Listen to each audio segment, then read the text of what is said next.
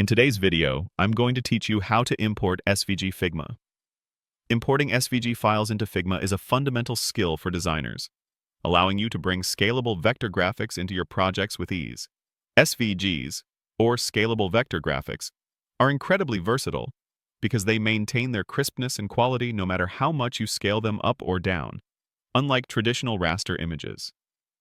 This makes them perfect for icons, illustrations, and logos within your Figma designs, ensuring your visuals always look sharp on any screen or resolution. The process itself is wonderfully straightforward, designed to be intuitive and efficient. To begin, you'll want to make sure you have both your Figma design file open to the canvas where you wish to place your SVG, and your computer's File Explorer or Finder window open, navigated to the specific location where your SVG file is saved. Having both these windows visible side by side on your screen will make the next step seamless and quick. Once you have your SVG file clearly in view within your computer's file system, the core action is incredibly simple.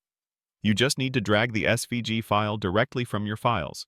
With your mouse, click and hold down on the SVG files icon. While still holding the mouse button, carefully drag the files icon across your screen and position it over your open Figma canvas. As you drag, you'll typically see a preview or a ghosted image of the file following your cursor. Once your cursor is positioned over the Figma canvas at the desired spot, simply release the mouse button. As soon as you release the mouse button, your SVG will instantly appear on the Figma canvas. It will typically land at its original dimensions, or at a default size if no specific dimensions are embedded within the SVG file itself. Don't worry if it's not the perfect size or position immediately. Figma provides all the robust tools you need to refine it to fit your design perfectly.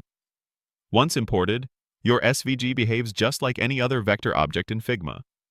You can easily select it and then use the bounding box handles to scale it up or down. Remember to hold down the Shift key while dragging the handles to maintain its aspect ratio and prevent distortion.